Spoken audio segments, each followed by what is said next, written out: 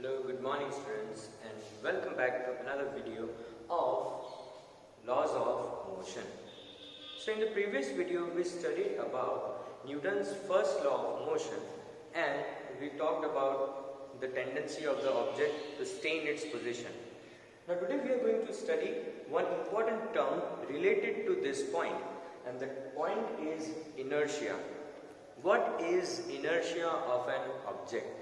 So in order to describe this, it is simply the tendency of the object to remain in its state of motion. I repeat once again, inertia is the tendency of an object to remain in its state of motion. Now whatever that state may be, whether it is in motion or whether it is in a state of rest, it doesn't matter. Whether it is in motion or state of rest, whatever that motion, okay, so the object will remain in its position. Okay, or it will remain in its state. If it is in rest, it will remain in rest, and if it is in motion, it will remain in motion. That is the tendency of an object. Okay, so it does not want to change its state, whether it is in rest position or whether it is in motion.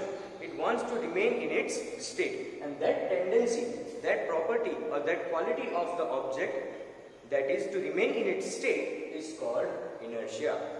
So basically, the object will remain in its inertia unless any external unbalanced force is applied. That is our first law of motion, that the object in rest will remain in rest and the object in motion will remain in motion unless acted upon by an external unbalanced force. But that state, whether it is in motion or rest, is known as inertia. So we can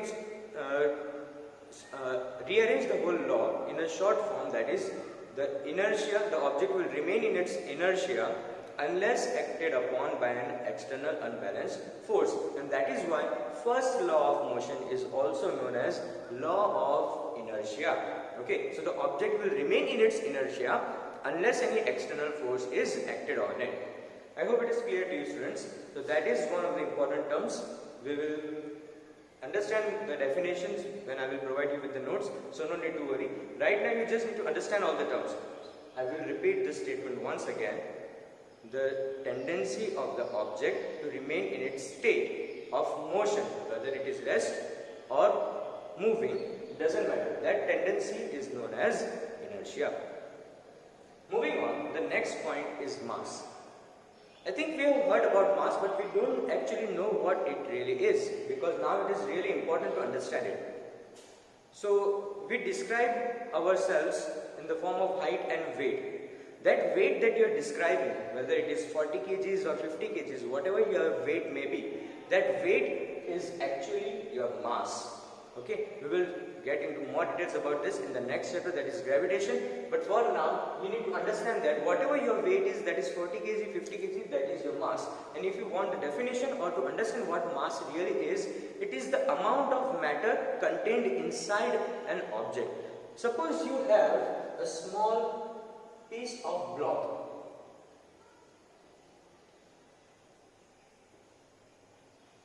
Okay, whatever it may be, maybe it may be a small rubber, or maybe it may be a big one like a soap or a duster that you use to rub the board.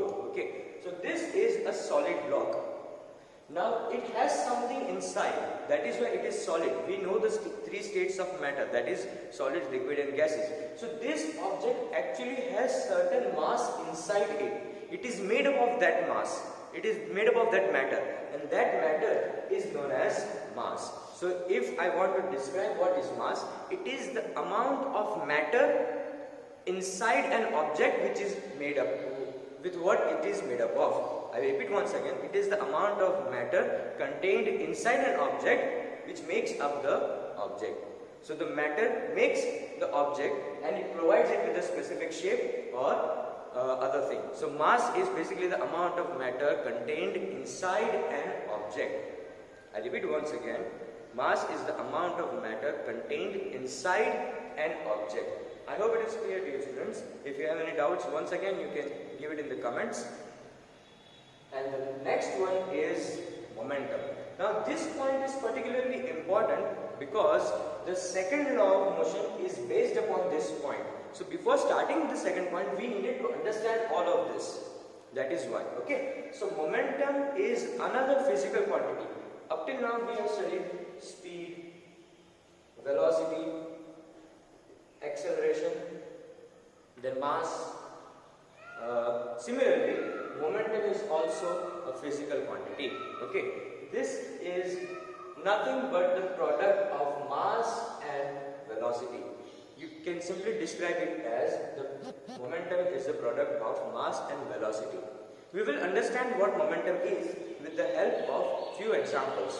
But let's revise what we have studied up till now, because this point is going to get rather long. So inertia, it is the tendency of an object to remain in its state of motion, whether it is in rest or moving object, it doesn't matter.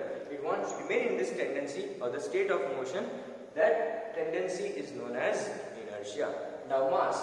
Mass is the amount of matter contained inside an object. Whatever the matter it may be, it does not matter. Okay? The matter contained inside an object is called mass. Okay? And the next one is momentum. Momentum is product of mass and velocity. Now imagine you have a small toy car, and similarly you have another toy car which is much more larger and heavier. Okay, you move both of them, and someone standing in front of the cars, let's say they strike with the leg of a person. Which one is going to affect more? Okay, or you can take the examples of the textbook as well. We have two vehicles moving on the road. Let's say one person is driving a cycle and the other one a motorcycle. They both are moving with same velocity. Let's say 40 kilometers per hour. But they have different mass, because motorcycle is heavier, because it is having more mass. That is why when both of these vehicles get into an accident with another vehicle or a person, then the person driving the motorcycle is going to do a lot of damage to himself and the other person, because the overall momentum was more. Okay. Similarly, it does not matter if both of the objects have same mass. Suppose you have the same vehicles, okay, as a toy car, but the velocities are different. So when they strike with each other, then the object with more velocity is going to do more damage. Okay. So similarly, now if two bicycles are moving which have the same mass, but one of them is having more velocity, then the person driving the bicycle faster is going to deal a lot more damage to the other person. Okay. So this is how we understand momentum. Another simple example to understand momentum is, let's say you have a football and a person or a player is trying to kick the football, and the next to it is actually a heavy stone which is just painted like a football, and if a person tries to kick that, then he is going to hurt himself only, because the object is having more mass. So having more mass and more velocity, then the momentum also changes. Okay, it makes a lot of difference. I hope it is clear to you, students, and you get the idea of what mass is. Okay, if you have any questions, you can write it in the comments as well, and I will give you the definition of the mass once again, so it makes it clear for you. Mass is the amount of matter contained inside an object. Okay, amount of matter contained inside an object. And momentum is the product of mass and velocity. So if the object is standing still, it is not having any motion, then its velocity is 0. Then whatever its mass, then multiplied by 0, the momentum becomes 0.